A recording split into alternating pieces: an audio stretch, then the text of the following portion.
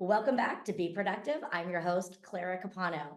Our next segment is all about leadership and the bottom line. We're running businesses out there. We all know a big part of that is getting a profit and getting to a strong, healthy bottom line and doing that consistently and having it be sustainable. Some of the keys to this all comes from leadership. So this next segment is all going to be about productive leadership and how having strong leadership is going to amp up and level up your level of productivity so that you can build that sustainable bottom line.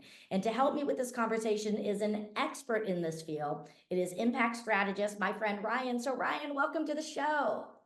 It's so wonderful to be here. Thank you.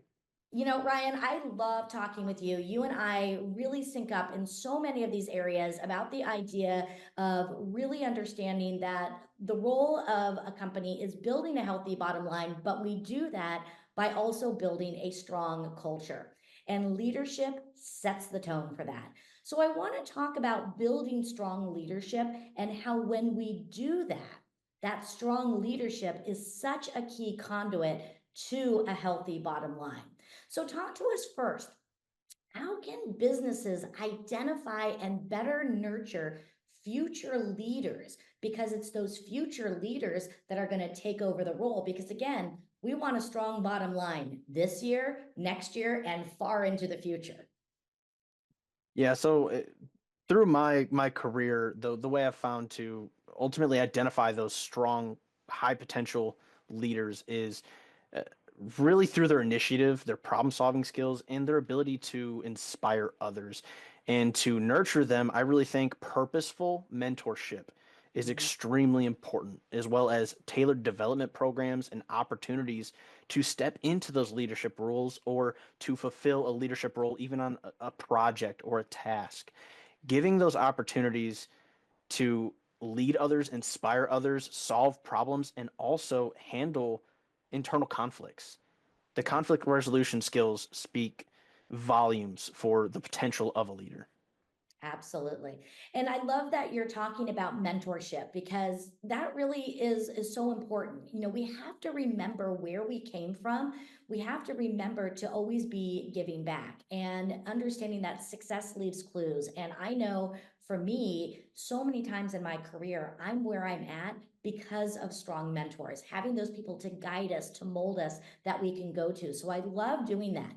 The reality that behind that, though, is also good mentoring takes time.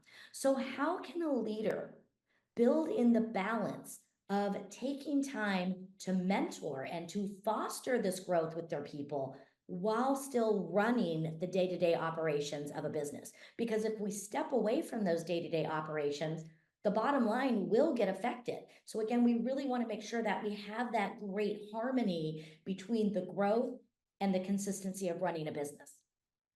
Yeah, I think it's really, really important to the way you brought this up, I think is important to how do you do this without negatively impacting the bottom line, right? You've got to integrate development into regular activities such as delegating meaningful projects and offering real-time coaching, leadership workshops, and cross-functional team experiences. I've seen that those actually provide some pretty awesome opportunities for developing that growth, but without disrupting operations overall. It's having a way to delegate responsibilities and knowing that sometimes the ball's going to be dropped, sometimes you're going to have problems, sometimes you're going to have to overlook things and retrace your steps, but you've got to be able to delegate responsibilities with a little bit of importance to help develop those leaders. If you don't give somebody the opportunity to fail, how are they going to have the opportunity to grow? I love that. If you don't give them an opportunity to fail, how can you give them an opportunity to grow? That was a mic drop moment. I love that. So, for those of you watching, I hope you wrote that one down. That is excellent. I love that. Now, Ryan, I don't know if in any of your studies, one of the things that I studied as I was getting my degrees in leadership is something called the Hawthorne Effect. And this was done, back in the industrial era where they were having factory workers. And what they found is that when they paid attention to them, they would raise the lights when it got dark out. They would change the temperature as much as they could. what they found is that when the factory workers felt that somebody was watching out for them and that their needs mattered, the level of productivity and morale skyrocketed. I would love to get your input on this, being that you're doing this each and every day with the people that you work with. How does fostering strong leadership and creating these cultures, how does it ultimately impact an organization's productivity and morale? It's crazy the amount of studies that have been done on this topic, but consistently you'll see when someone feels important, they feel valued, they feel respected, they feel heard, they're going to be better at everything they do. They're going to not just better, they're going to put more effort consistently into the things they do. And who doesn't want a team that does that? Who wants a team that's just going to do the bare minimum to succeed, right? We don't Mhm. want people that just want to get by. We want people that want to exceed expectations and strive for great things.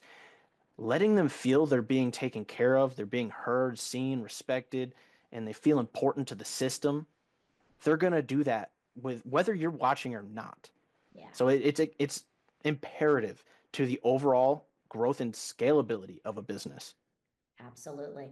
And I know I've seen it for myself in companies that I've worked with, before I ran my own company, when I felt a part of it, I felt I had a voice, I felt that I mattered. I would show up and I would give even more of myself because you want that. Again, you want to have that true human connection. So, Ryan, you have really dropped so many wonderful nuggets in this about the idea that it all starts with leadership and that really tying it to one of my personal mantras, which is if you want to grow the line, or bottom line, you got to grow your people. Now, when I talk about you being an expert in this as an impact strategist, I really mean that because you actually are creating a show all about the bottom line. So tell us a little bit about your show and how people can connect with you. Yeah, so the bottom line is going to be focused on kind of as you said and what your show is premised on. It is cutting through the noise to get to the bottom of what really drives success. Mhm. And my focus is going to be uncovering strategies that actually work to sharing stories that inspire. And we want to explore the principles, the people, the passions, the things that really fuel greatness. And in order to do that, you've got to talk about the reality that is business and the reality of what does cause success. In a world filled with people's opinions and people who think they're experts in a lot of things, you've got to be able to navigate what's real and what's not. So, my focus, just like yours, is to get to the bottom line and how you can improve it. Exactly. And I love what you're talking about. The same thing here. Let's get real. Let's talk about what really works so we can truly deliver that value. So, Ryan, thank you so much. It's always a pleasure talking with you. I learn more, and I know that so many of our viewers are going to walk away with ways that they can go forward and deliver impact as they grow their own personal bottom lines. So, Ryan, thank you again. And for those of you watching, don't go away because we have even more coming forward for you on Be Productive.